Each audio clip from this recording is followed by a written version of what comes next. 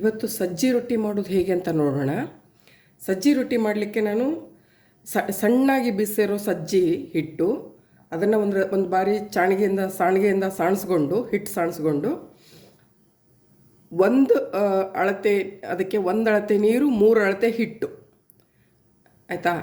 ಅದು ಹೆಚ್ಚು ಕಡಿಮೆ ಆಗ್ತದೆ, ಹಿಟ್ಟು ಮೇಲೆ ಡಿಪೆಂಡ್ ಅದು ಆ್ಯಕ್ಚುಲಿ. ಬಟ್ ನಾನು 1 ಅಳತೆ ನೀರು 3 ಅಳತೆ ಹಿಟ್ಟು ತೊಗೊಂಡಿದ್ದೀನಿ.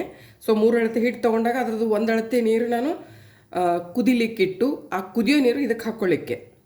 ಸೊ ಈಗ ನೀರು ಇಲ್ಲಿ ಕುದಿತಾ ಬರ್ತಾ ಉಂಟು, ನಾನು ಇದಕ್ಕೆ ಸುರ್ಕೋತೇನೆ.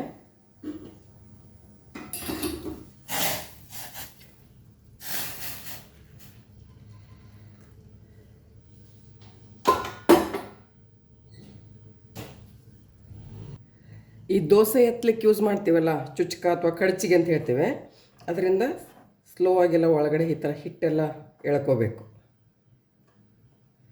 ತುಂಬ ನೀರು ಬಿಸಿ ಇರೋದ್ರಿಂದ ಸ್ವಲ್ಪ ನಿಧಾನಕ್ಕೆ ಮಾಡ್ಕೊಳ್ಳಿ. ಕುದಿಯೋ ನೀರಲ್ಲ ಇದು, ಸೊ ಹಾಗಾಗಿ ಸ್ಲೋ ಆಗಿ ಮಿಕ್ಸ್ ಮಾಡಿಕೊಂಡು ಒಂದು ರೌಂಡ್ ಮಿಕ್ಸ್ ಮಾಡಿ ಇದೇ ಹಿಟ್ಟಲ್ಲಿ ಅದನ್ನು ಮುಚ್ಚಿಡಬೇಕು. ಇದೇ ಹಿಟ್ಟಂದರೆ ಈ ರೀತಿ. ಫಾರ್ ಎಕ್ಸಾಂಪಲ್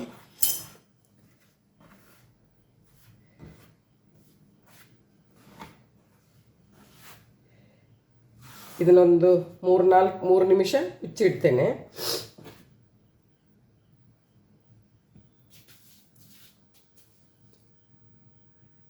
ಇವಾಗ ಒಂದು 2 ಮಿನಿಟ್ಸ್ ಆಯಿತು. ಇನ್ನೂ ಬಿಸಿ ಇರ್ತದೆ ಒಳಗಡೆ. ಸೊ ಅದನ್ನು ಹಿಟ್ಟನ್ನ ಹಾಕೊಳ್ಳಿಕ್ಕೆ ಸ್ಟಾರ್ಟ್ ಮಾಡಬೇಕು. ಸರಿ ಬಿಸಿ ಇದೆ ಒಳಗಡೆ ಕೂಡ.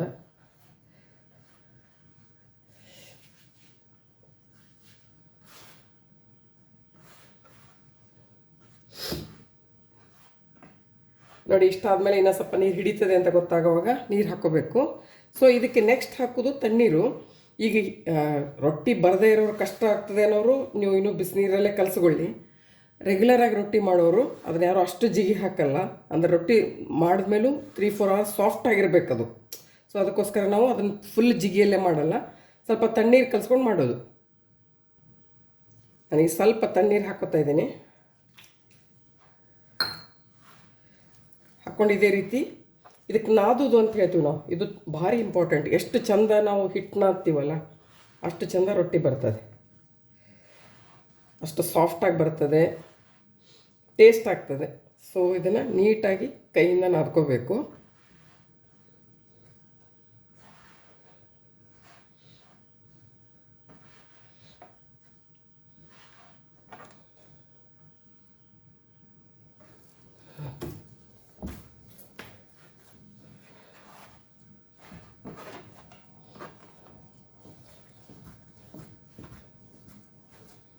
ಈ ರೀತಿ ಸರಿ ನಾದ್ಕೊಳ್ಳೋದು ಭಾರಿ ಇಂಪಾರ್ಟೆಂಟ್ ಇದರಲ್ಲಿ.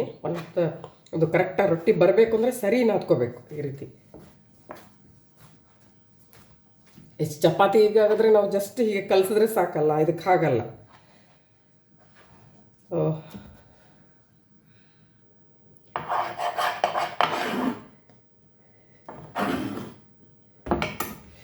ಸೊ ಈ ರೀತಿ ನಾನು ಆಲ್ಮೋಸ್ಟ್ ಆಗಿದೆ ನಾದ್ಕೊಂಡು.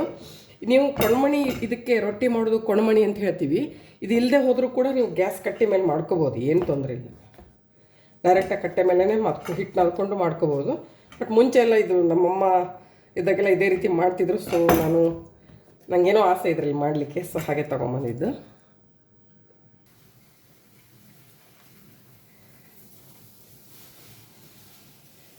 ಇವಾಗ ರೊಟ್ಟಿ ತಟ್ಟೋದು ನೋಡುವ. ಈ ರೀತಿ ಕೈಯಿಂದ ಸಣ್ಣದು ಕಟ್ಟೆ ಕಟ್ತೀವಿ ಇದಕ್ಕೆ ಆ್ಯಕ್ಚುಲಿ. ಸೊ ಸೈಡ್ಸ್ ಎಲ್ಲ ಹೋಗಬಾರ್ದು ಅಂಥೇಳಿ ಹಾಗೆ.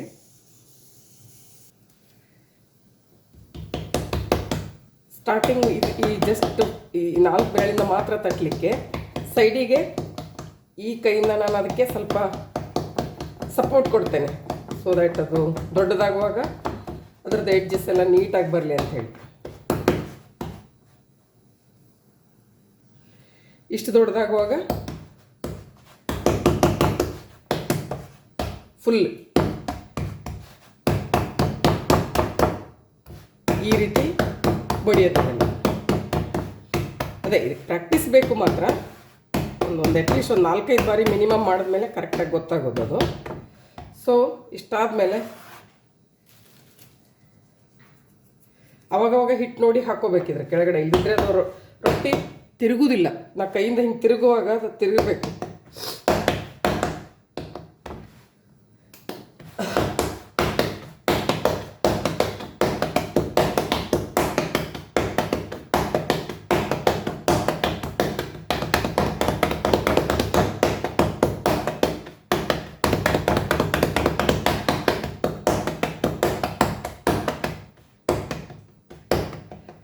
ಸೊ ಇವಾಗ ಕೆಲವೊಂದು ದಂಡಿ ಇನ್ನೂ ಸ್ವಲ್ಪ ಸೈಡ್ಸ್ ಎಲ್ಲ ಸ್ವಲ್ಪ ದಪ್ಪ ಇದ್ದರೆ ಅದನ್ನು ನೋಡಿಕೊಂಡು ತಟ್ಟಬೇಕು, ಆ ಎಡ್ಜಿಗೆ ನೋಡ್ಕೊಂಡು ತಟ್ಟಬೇಕು.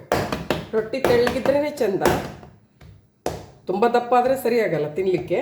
ಸೊ ಇವಾಗ ಆಗಿದೆ, ತವೆಗೆ ಹಾಕಿ ಬೇಯಿಸೋದು. ಇವಾಗ ತವೆ ಕಾಯ್ದಿದೆ.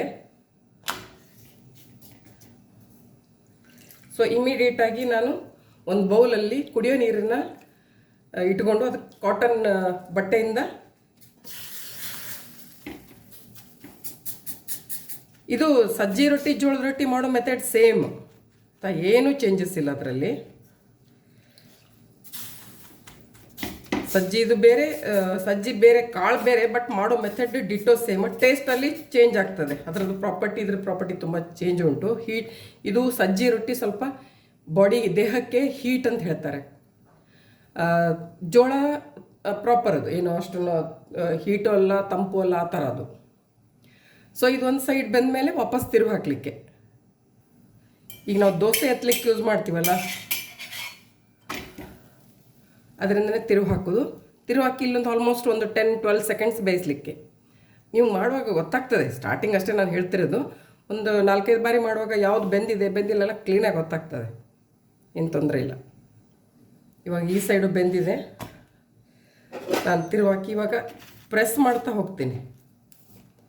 ಈಗ ನೋಡಿ ನಾನು ಹೇಗೆ ಪ್ರೆಸ್ ಮಾಡ್ತೀನಲ್ಲ ಅದು ಉಬ್ಬುತ್ತದೆ.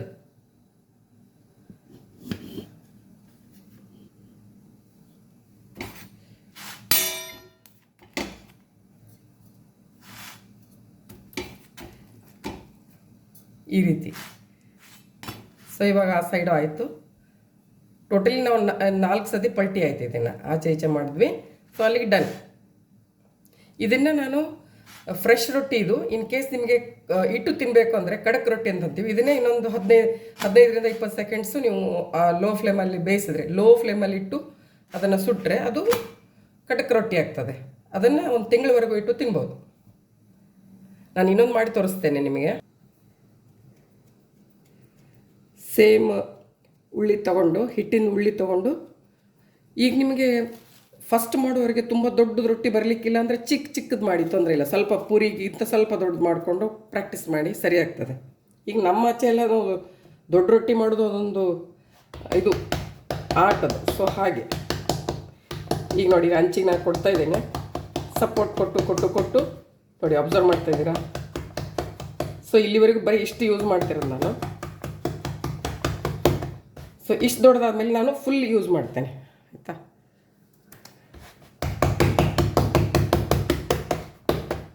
ಇದೊಂದು 10 ಪೆಟ್ಟಾಗುವಾಗ ದೊಡ್ಡದಾಗ್ತದೆ.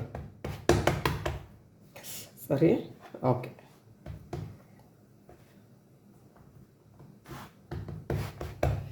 ಸೊ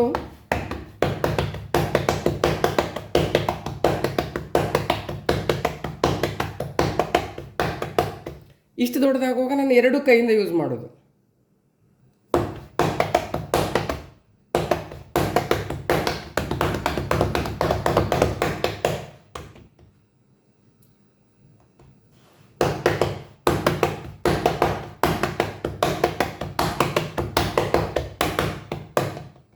ಸೊ ಈಗ ಇಷ್ಟ ಆಗಿದೆ, ಇದನ್ನು ತವೆಗೆ ಹಾಕಿ ಬೇಯಿಸೋದು. ತವೆಗೆ ಹೇಗೆ ಹಾಕೋದು ಅಂದರೆ ಈ ರೀತಿ ತಗೊಳ್ಳೋದು, ಈ ರೀತಿ ಕೈಯಲ್ಲಿ.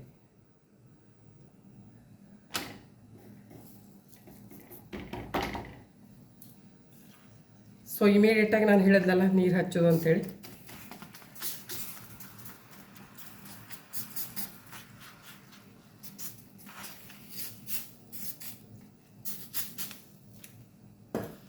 ಇದೊಂದು 10 ಸೆಕೆಂಡ್ ಹೋಗ್ತದೆ ನೋಡಿ. ಇವಾಗ ನೀರೆಲ್ಲ ಇಲ್ಲಿದು ಬೆಂದಿದೆ, ಅಂದರೆ ರೊಟ್ಟಿ ಸ್ವಲ್ಪ ನೀರು ಹೋಗಿದೆ. ಇವಾಗ ತೆಗೆದು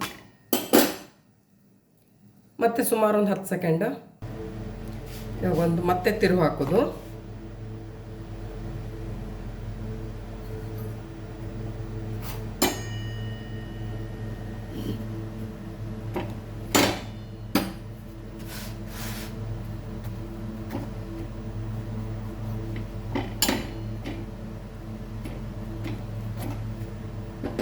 ಆಯಿತಾ, ಈ ರೀತಿ ಪ್ರೆಸ್ ಮಾಡಿ ಅದನ್ನು ಬೇಯಿಸೋದು.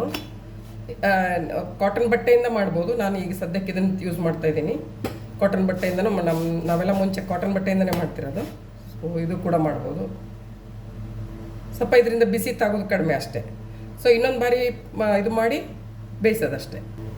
ನೋಡಿ ಇಷ್ಟೇ, 2 ಸತಿ ಟೋಟಲಿ ನಾವು ಒರಳು ಹಾಕಿ 2 ಸತಿ ಮಾಡಿ ಬೇಯಿಸಿದ್ದಷ್ಟೇ. ಸೊ ಇಲ್ಲಿಗೆ ಮುಗೀತು. ಇದನ್ನು ನಾನು ಸ್ವಲ್ಪ ಅಬ್ಸರ್ವ್ ಮಾಡಿ, ಸ್ವಲ್ಪ ಏರ್ ಬೇಯಿಸಿದ್ದೀನಿ, ಅಂದರೆ ಸ್ವಲ್ಪ ಕಟ್ಟಿ ಥರ ಬೇಯಿಸಿದ್ದೀನಿ ಅಷ್ಟೇ. ಇದು ಕಟ್ಟಿ ರೊಟ್ಟಿ, ಇಟ್ಟು ತಿನ್ಬೋದು, ಕಡಕ್ ರೊಟ್ಟಿ. ಇದೇ ರೀತಿ ರೊಟ್ಟಿ ಮಾಡೋದು. ಇದನ್ನು ಯಾವುದೋ ಪಲ್ಯ ಜೊತೆಗೆ ತಿನ್ಬೋದು, ಸಾಂಬಾರು ಜೊತೆಗೆ ತಿನ್ಬೋದು, ಚಟ್ನಿ ಪುಡಿ ಮೊಸರು ತಿನ್ಬೋದು. ತುಂಬ ಚೆನ್ನಾಗಿರ್ತದೆ, ಹೆಲ್ದಿ ಕೂಡ. ಕಲೀರಿ, ಮಾಡಿ ತಿನ್ನಿ.